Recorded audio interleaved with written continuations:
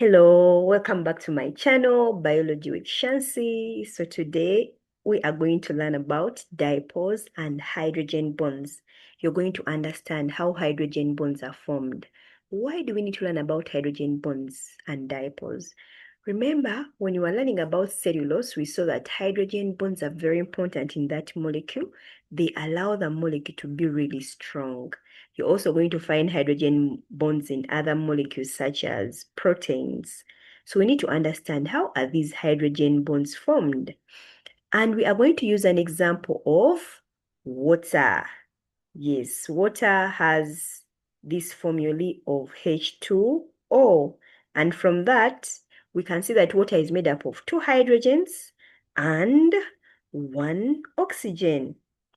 2 hydrogens and 1 oxygen. So when this water molecule is to be formed, we are going to have covalent bonds.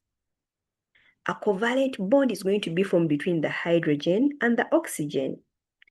And another covalent bond is going to be formed between the hydrogen still and the oxygen.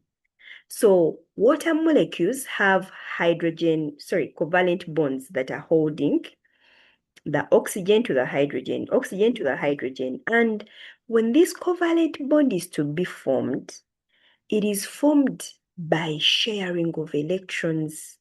Hydrogen brings an electron and oxygen also brings an electron.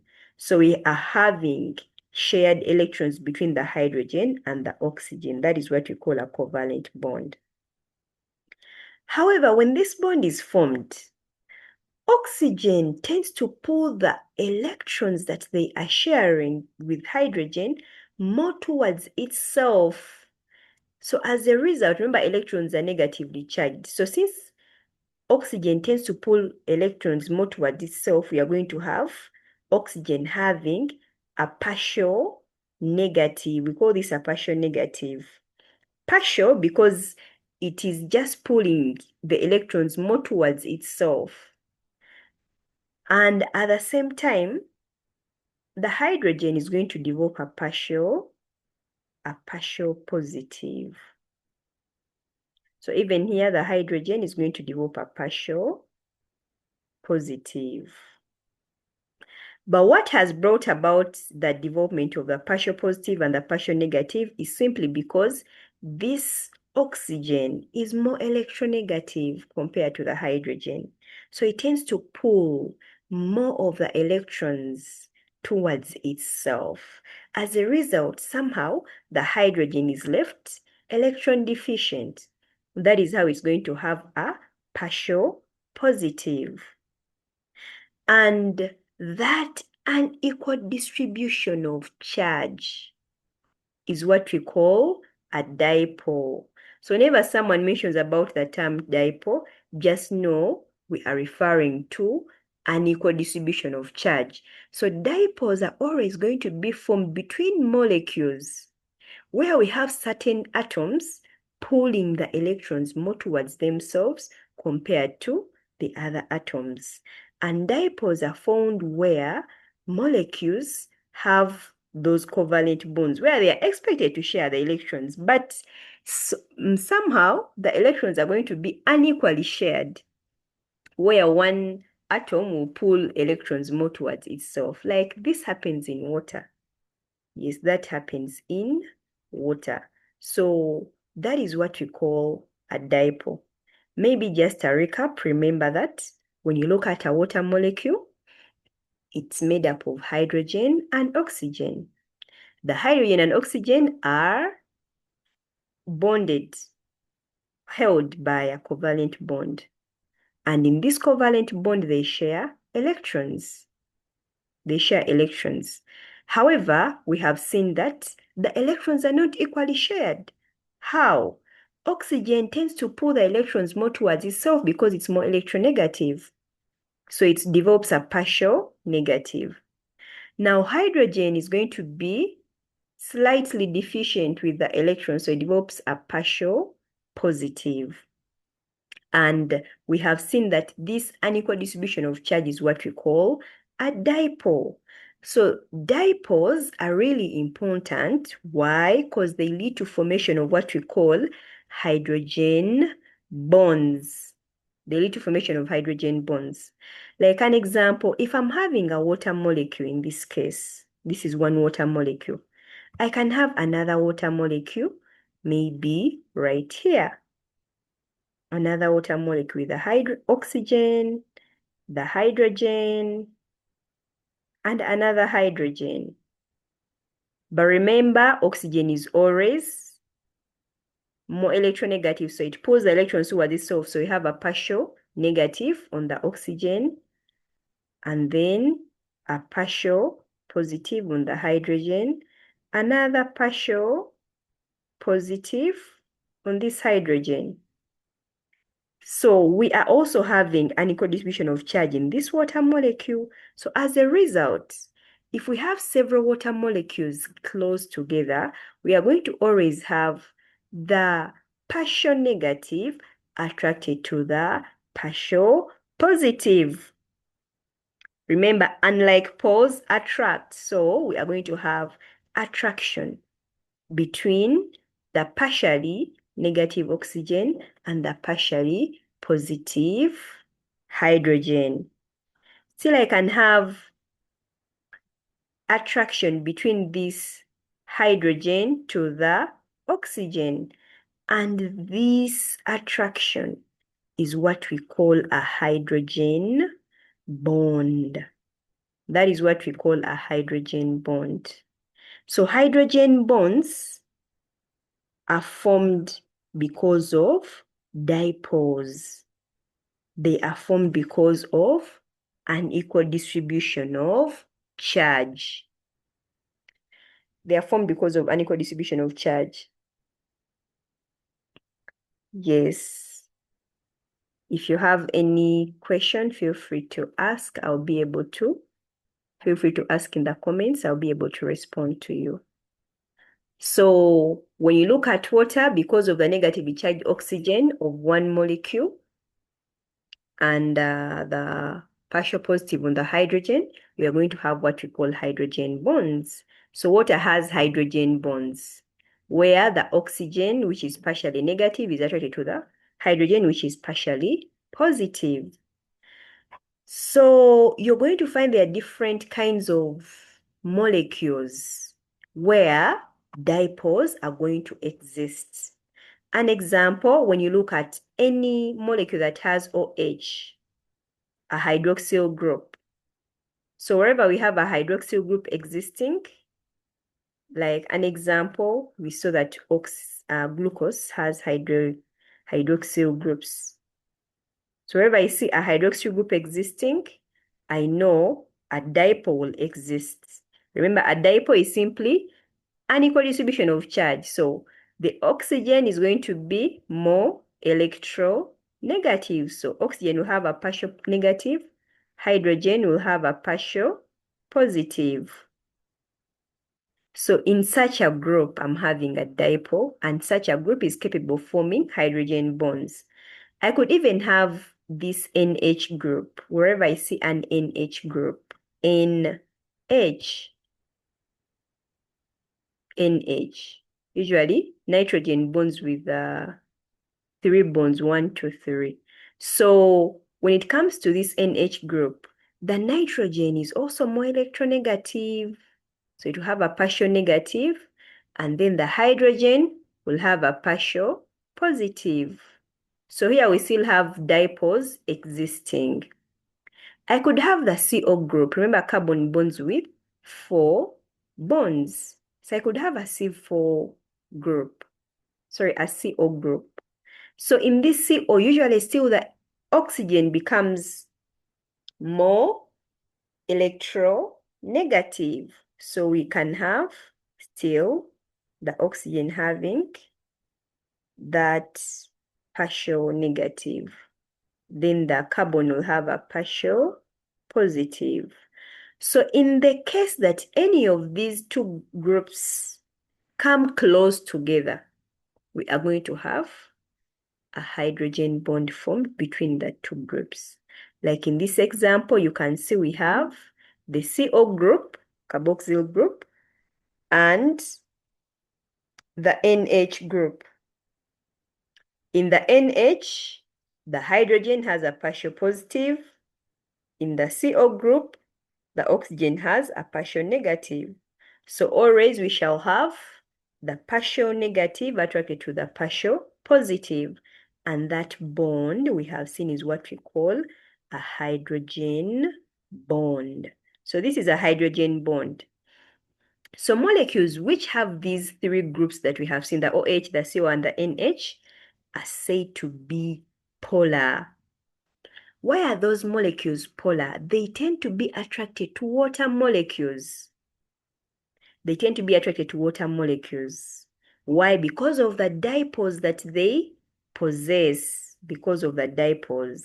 Like an example, if I have a water molecule coming close to this group, the hydroxyl group, if I have a water molecule here, this is a water molecule. We saw that in a water molecule, we have dipoles. So the hydrogen has a partial positive, a partial positive still. Oxygen, a partial negative. So eventually I'm going to have attraction between the oxygen and the hydrogen. So molecules that have these groups are said to even be polar, or you can use the word hydrophilic. They love water. They are water loving. They tend to be soluble in water. Why? Simply because of the existence of the dipoles. So the dipoles will create that force of attraction where the positives, partial positives will be attracted to the partial negatives and the other way around. But there are some molecules which do not have dipoles. So molecules that do not have dipoles will never be attracted to water molecules. And they are said to be non-polar. So they are not going to be attracted to water molecules. They are said to be non-polar, or sometimes a word hydrophobic can be used. Hydrophobic means water hating, which is the opposite of hydrophilic, which is water loving. Yes, hydrophilic, the opposite of hydrophobic. So we have seen that water has dipoles in it, and the dipoles make water to have hydrogen bonds. So that affects the properties of water, which are very essential for life. So let's look at some of the properties of water. Remember, water is another very important biological molecule. It's very important in organisms. We are going to see the different roles water plays. And I'm sure you know some of the roles that water plays. You're going to find it in your cells. The cytoplasm of your cells is made up of water. And we are told that 70 to 95% of the mass, imagine, 70% to 95 is just water.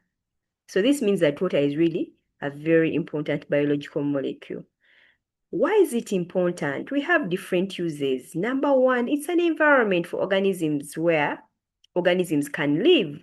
The fish, the aquatic organisms, the jellyfish, the starfish, different organisms stay in water. So they have a home. And if you remember, we have mentioned that water molecules are able to form hydrogen bonds within themselves and even with other molecules. So water molecules can form hydrogen bonds with other water molecules. So most of the time, water is a liquid. And because it's a liquid, it provides a medium for molecules and ions to mix in it. And as a result, it's a medium in which life can evolve.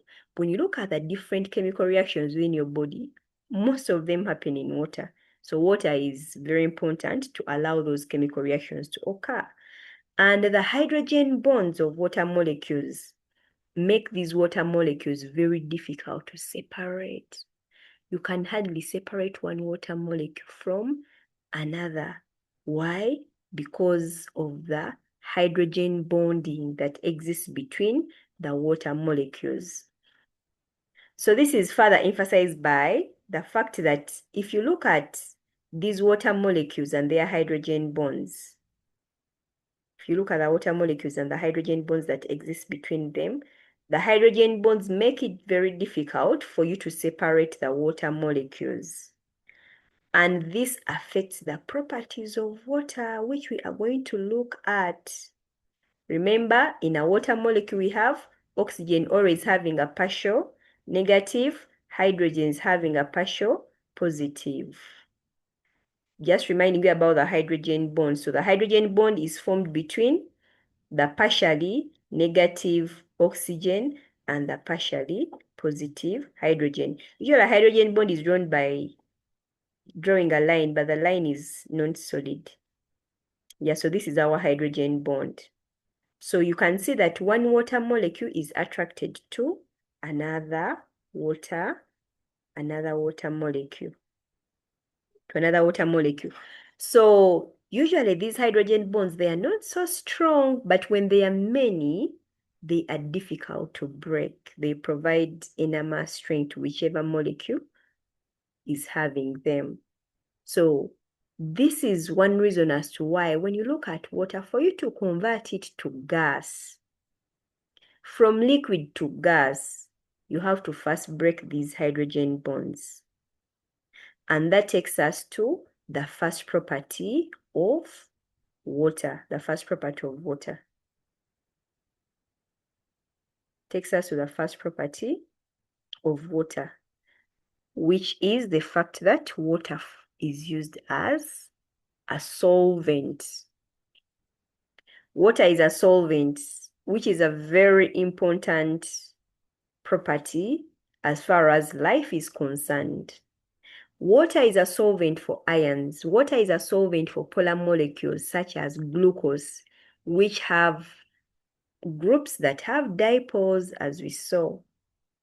Like, let's take an example of a compound such as sodium chloride.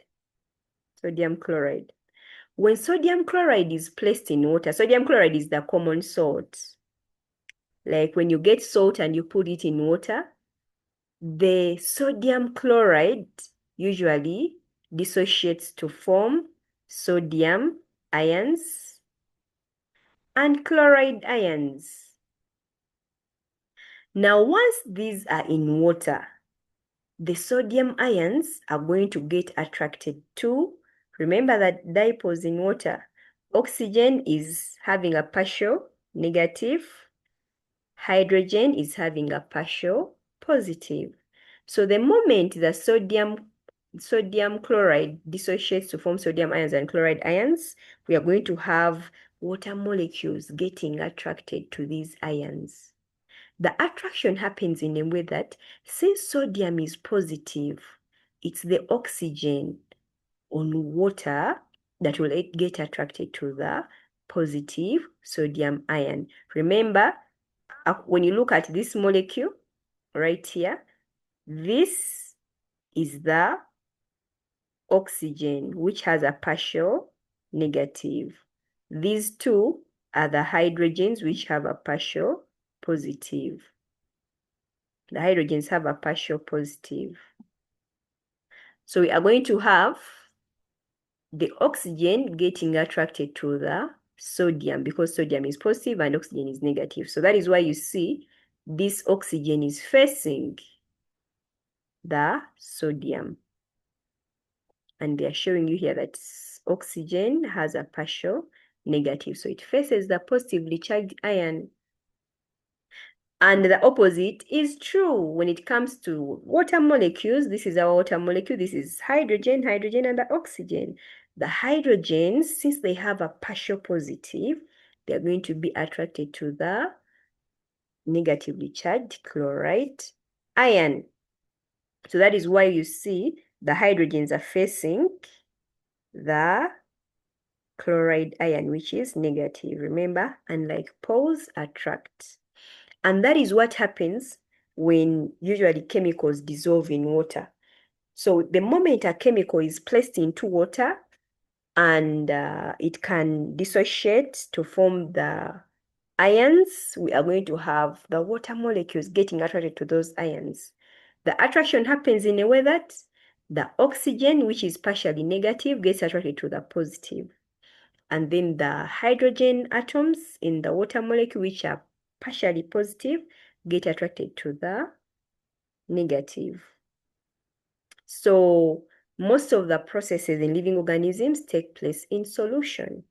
And that the dipoles allow water to be a solvent. It allows water to be the solvent.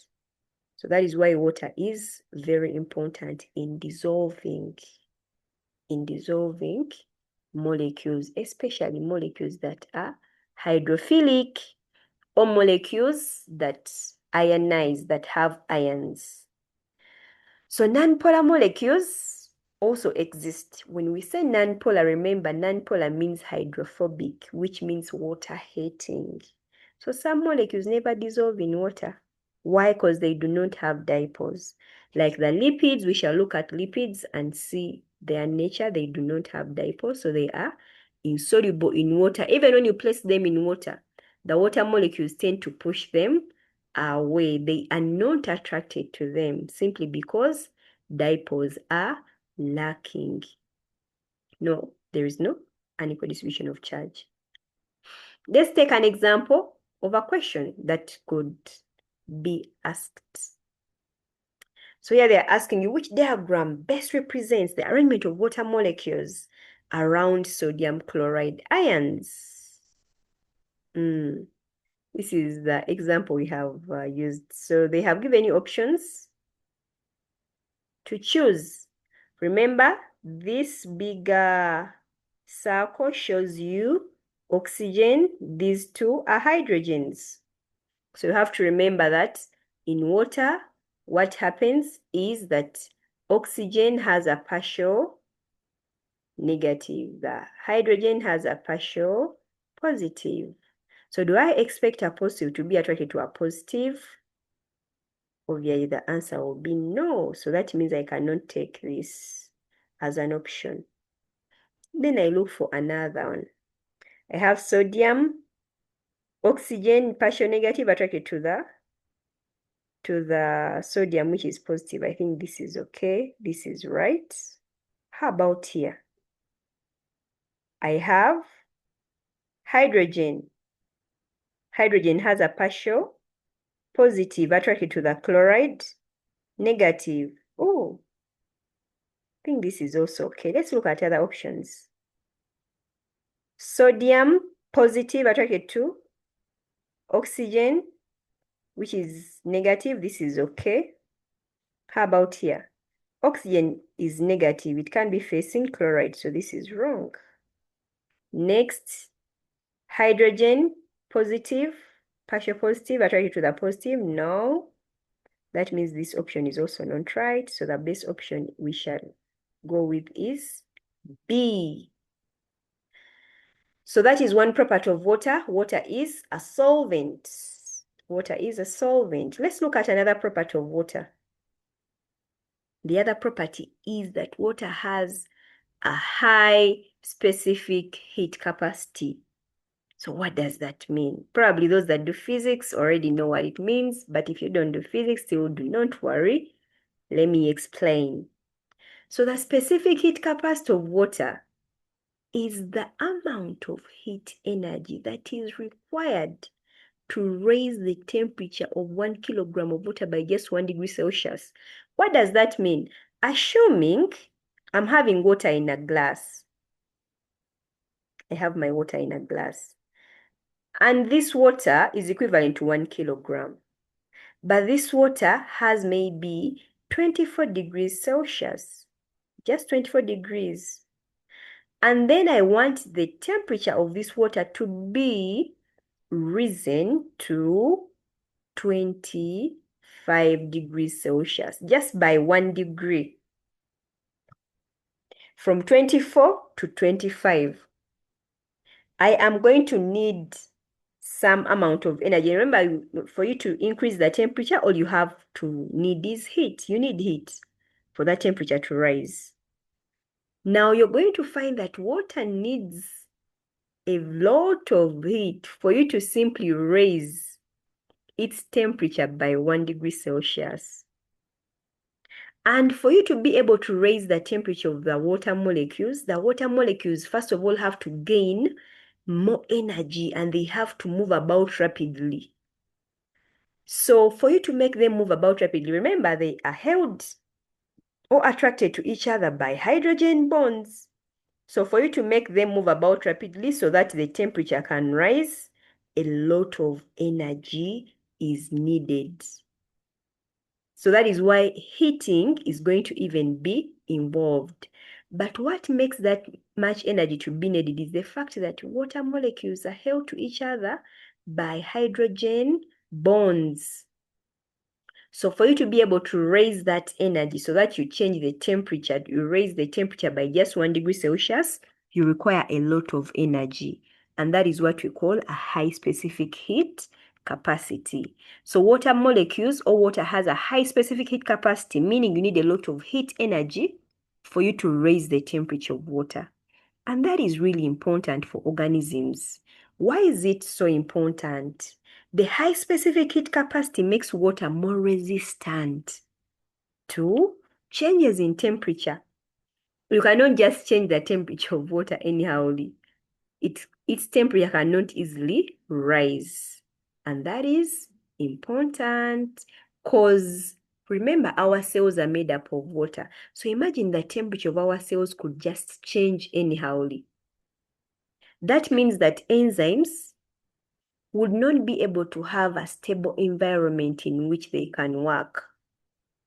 So the fact that water is resistant to changes in temperature means that the temperature within our cells and within our bodies is going to be more constant, which means if your temperature is at 37 degrees Celsius, even if the air around you has risen, like an example, you could go to a desert and the temperature in the desert is 50 degrees Celsius.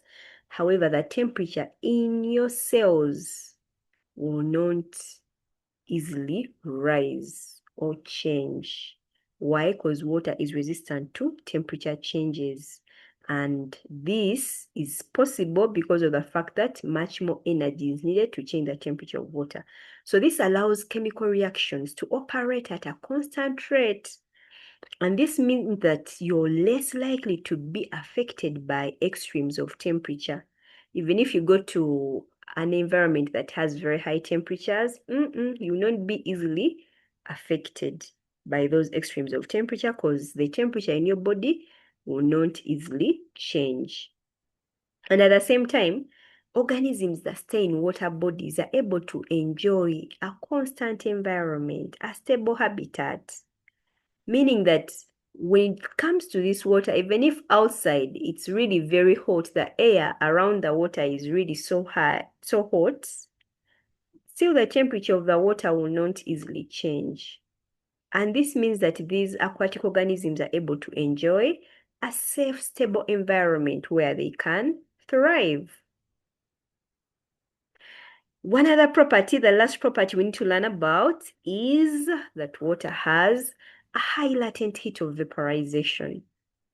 High latent heat of vaporization. So we have seen that for you to change the temperature of water, you need much more energy. Now, still for you to be able to change water from liquid to gas, much more energy is still needed. So the latent heat of vaporization is a measure of how much heat is needed to vaporize a liquid. In other words, how much heat is needed for you to change water from liquid to vapor, which is gas. So water has a high latent heat of vaporization, which simply means that for you to change this water from liquid to gas, you need a lot of heat. Yes, you need a lot of heat. And why is it that so much heat is needed? It's still because of the hydrogen bonding. For water to be changed from liquid to gas, you have to first break these hydrogen bonds so that the water molecules can escape in form of vapor. So the fact that water molecules tend to stick to each other by hydrogen bonds means that for them to be able to separate so that they vaporize, you have to first break the hydrogen bonds. And usually the hydrogen bonds are really many within the water molecule. So you have to first break them so that the water molecules can escape as a gas. And for you to break them, you're going to need energy. So you're going to need a lot of heat to break those hydrogen bonds. And that property is important. How? When organisms are in very hot environments, when organisms are in very hot environments, they tend, an example, when you're done exercising, you will sweat. So you're going to have water on your surface, which is coming from the sweat. Now, usually that sweat can vaporize, but for it to vaporize, for that water to turn from liquid to gas, much more energy is needed. So as a result, energy is absorbed from your body. Heat energy is absorbed from your body to make that water to vaporize. And because that heat energy is absorbed from your body is going to lose that heat. And as a result, your body is going to cool down. So living organisms use evaporation as a cooling mechanism, as in sweating. I'm sure each one of you has ever gone through sweating, or panting.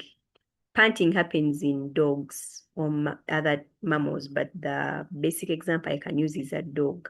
So as the vapor gets into the atmosphere from liquid to gas, the organisms are able to cool. Why? Because as that water vaporizes, it absorbs heat from its surroundings.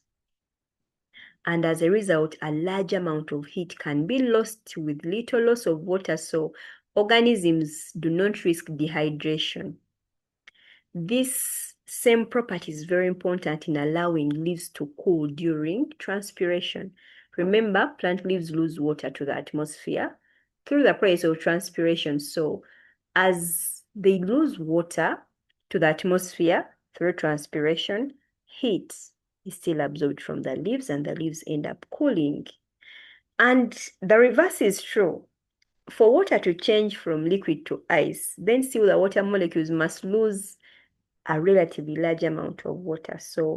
A large amount of energy. So it's not very easy for water to change from liquid to ice. And this provides an advantage for aquatic organisms. Why? You will never find the water bodies in which they stay completely freezing. Even when the temperatures are very low, water bodies do not completely freeze. That means that the organisms can remain underwater even when the water body has frozen. But usually the freezing only happens on the top. Underneath, the water will not all of it freeze. So the organisms can still enjoy that environment.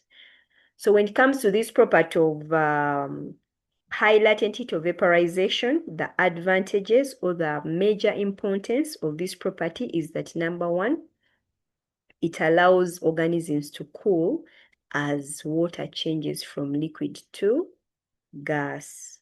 Why? Because as the water changes from liquid to gas, a lot of heat is absorbed. So the organisms end up cooling. We have looked at examples such as sweating, and even transpiration allows cooling in organisms. At the same time, a lot of heat energy will be lost with very little evaporation. So that reduces organisms from becoming dehydrated. At the same time, that property allows aquatic organisms to remain with an environment where they can stay even when water bodies freeze. So see you in our next lesson, which is about lipids, where we shall cover lipids. For now, we can call it a day. See you.